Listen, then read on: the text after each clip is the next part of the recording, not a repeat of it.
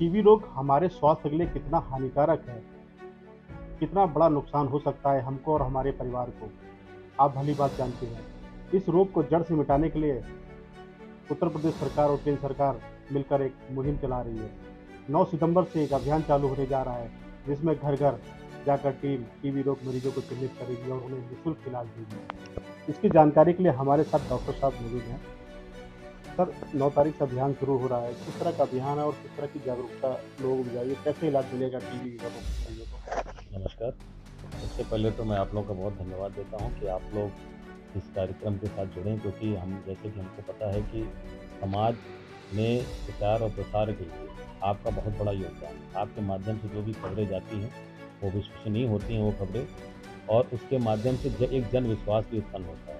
जैसे कि आपने इस कार्यक्रम के बारे में कहा, तो मैं थोड़ा-सा अवगत आपको ये कराना चाहूँगा कि दिनांक 9 तारीख से लेकर के 20 तारीख के बीच में हम लोग का एक एक्टिव केस फाइंडिंग प्रोग्राम शुरू होने वाला है, जिसके अंतर्गत हमारी टीमें घर-घर जाकर के ऐसे लोगों के ऐसे व्यक्तियों को जिनके अंदर तपेदिक के लक्षण हैं, उनकी पहचान करेंगे, उनका चिन्हीकरण करेंगे, और ऐसे सभी मरीजों का चिन्हीकरण करने के पश्चात फिर उनका बलगम एकत्रित किया जाएगा। बलगम एकत्रित करने के बाद उस बलगम की जाँच निकटवर्ती स्वास्थ्य केंद्र में कराई जाएगी। अभियान के क्रम में आगे बताना चाहूँगा कि प्रत्येक 50 घर पर एक टीम काम करेगी। हर दिन वो 50 घर विजिट करेगी, और इस टीम के अंदर 3 सदस्य होंगे, जिसमें हमारी 2 आशा बहनें होंगी और साथ में एक स्थानीय कार्यकर्ता भी होगा, जो कि बलगम जाँच होगा। और इस अभियान के माध्यम से हम लोग आपकी करीब 20% आबादी को हम लोग लक्षित करेंगे, जिसके 20% आबादी का मतलब करीब हम लोग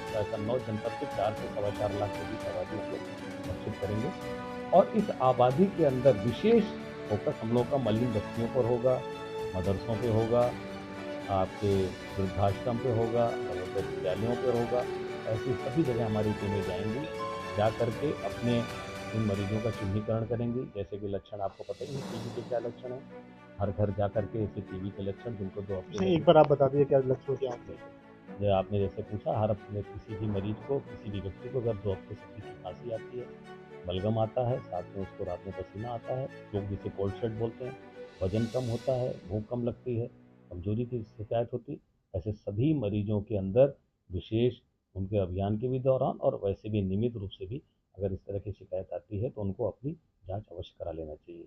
विशेषतर विशेषकर मैं इस ग्रुप के लिए ये संदेश आपके माध्यम से देना चाहूँगा कि जनमानस के अंदर ऐसे लोग जो कि डायबिटीज़ के शिकार हैं, अल्कोहलिज्म मतलब निरंतर रूप से मदिरा का सेवन कर रहे हैं, सिगरेट का, तंबाकू का, खैनी का, गुटखे का सेवन कर रहे हैं, या किसी भी ऐसे इम्यूनो कॉम्प्रोमाइज स्टेटस में है, जैसे कि स्टेरॉइड्स वगैरह ले रहे हैं, ऐसे सभी मरीजों को बहुत सावधानी बरतने की ज़रूरत है, क्योंकि टीबी की मरीजों की संख्या डायबिटीज़ में बहुत ज़्यादा पाई जाती है सामान्य आबादी के मुकाबले।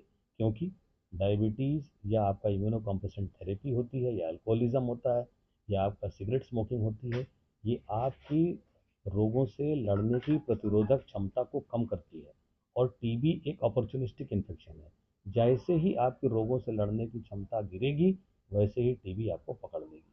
तो ऐसे लोगों का, क्योंकि आपको पता है कि डायबिटीज़ या मधुमेह हमारे जन सामान्य में एक महामारी की तरह फैला हुआ है, और उसके अंदर ऐसे लोगों का चिन्हीकरण भी हम अपने CHOs या आरोग्य मंदिरों के माध्यम से कर रहे हैं। इन डायबिटीज़ के पेशेंट्स की अपनी नियमित जांच भी इनको करानी है कि इनके अंदर टीबी के लक्षण तो नहीं पाए जा रहे हैं। तो ऐसे सभी लोगों का चिन्हीकरण हम लोग की ये टीमें करेंगी ऐसे प्रोग्राम के दौरान। खासकर जो हमारा, मैंने आपको जो ग्रुप बताया, ऐसे ग्रुप में मरीजों का चिन्हीकरण करेगी, और चिन्हीकरण करने के पश्चात उनके बलगम की जांच होगी।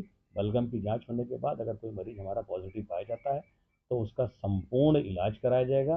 संपूर्ण इलाज हमारा निःशुल्क होगा। लापरवाही कितनी भारी पड़ सकती है? लापरवाही बहुत भारी पड़ सकती है, क्योंकि आपको जैसे कि पता है कि बीमारी अगर अर्ली स्टेजेस में हम उसको डायग्नोज कर लेते हैं, तो ट्रीटमेंट उसका बहुत आसान होता है। और जैसे कि आपको टीबी के बारे में पता है, 2 तरह की टीबी पाई जाती है। DSTB मतलब ड्रग सेंसिटिव ट्यूबरक्लोसिस होती है, और एक MDR टीबी होती है, मल्टीपल ड्रग रेजिस्टेंट टीबी होती है। तो अगर मरीज की शुरुआती दिनों में हम जब उसकी पहचान कर लेते हैं, तो उसके बाद हम लोग UDST की जांच कराते हैं, जिसके माध्यम से हमको ये पता लगता है कि मरीज हमारा DSTB है कि MDR है।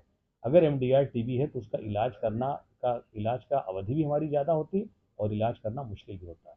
इसलिए लापरवाही न बरतें, और ख़ासकर उस ग्रुप को जो मैंने आपको 5-6 लोगों को बताया, उस ग्रुप में तो बिल्कुल ही सावधानी के साथ आपको ट्रीटमेंट करना है, कि जैसे कि मेडिकल साइंस में कहा जाता है, earlier the diagnosis is done, better and efficient the treatment is.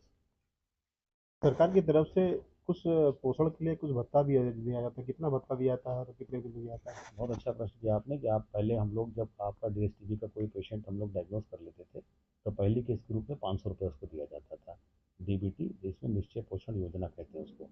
अब मरीज को हम लोग निश्चय पोषण योजना के साथ में 1500 रुपये की पहली ही किस्त दे देते हैं। तो हमारी सभी संबंधित जनमानस से अपील है कि जब अगर आपको तपेदिक की बीमारी हो जाती है, तो एक तो घबराइए मत उससे, इस बीमारी का संपूर्ण इलाज है।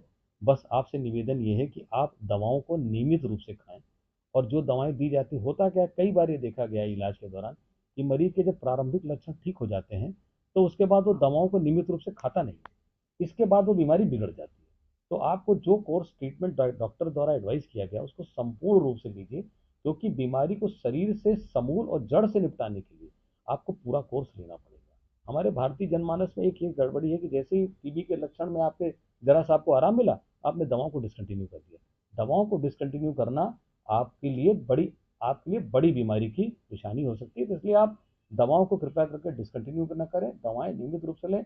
पोषण की जो धनराशि आपको दी जाती है 500 रुपये प्रति माह के हिसाब से, जो आपके इलाज के बदले में दी जाती है, उसका इस्तेमाल पोषण के लिए ही करें।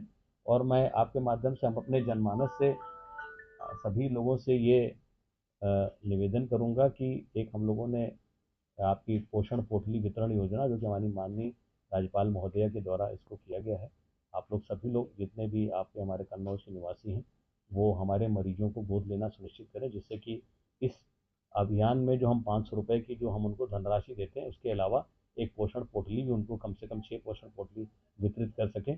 उस पोषण पोटली में हम लोग उनको चना, गुड़, इस तरह की चीज़ें देते हैं, जिससे कि उनका स्वास्थ्य और उनकी जो रोग से लड़ने की प्रतिरोधक क्षमता का अच्छा सा विकास हो सके। एक आखिरी सवाल है, देखा जाता है कि जो सरकारी तंत्र रहता है उस पर लोग विश्वास नहीं कर पाते हैं, तो जब आपकी टीम घर घर जाएगी, कैसे उनका विश्वास जीतेगी?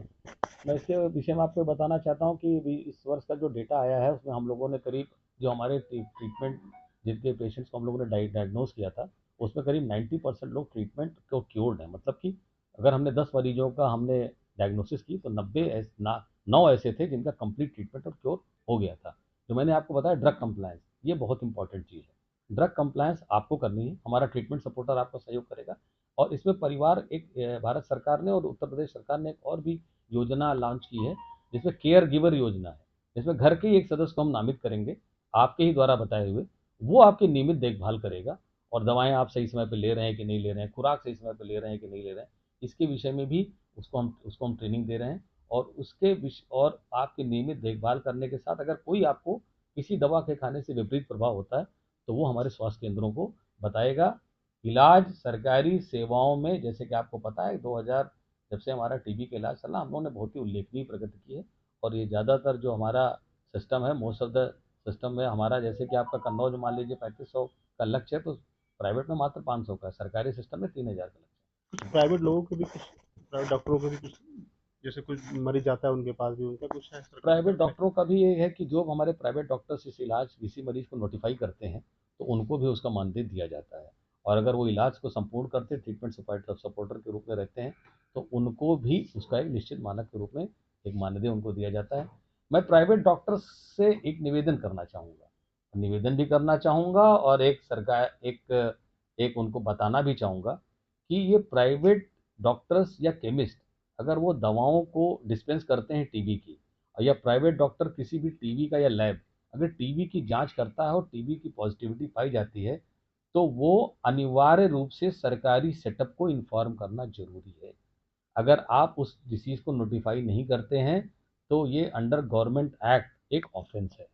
तो मैं अपने सारे प्राइवेट अस्पताल, जो प्राइवेट डॉक्टर्स हैं, प्राइवेट केमिस्ट हैं, आपके माध्यम से उनको ये कहना चाहता हूँ कि अगर आप प्राइवेट में आपके टीबी की दवाओं को अगर आप डिस्पेंस कर रहे हैं, प्राइवेट में मरीजों को देख रहे हैं, टीबी का इलाज कर रहे हैं, तो आप इलाज करिए, लेकिन आप हमारे सिस्टम को इन्फॉर्म कीजिए। हम उसको अपने सिस्टम में लेंगे, नोटिफाई उसको आपको करना अनिवार्य है।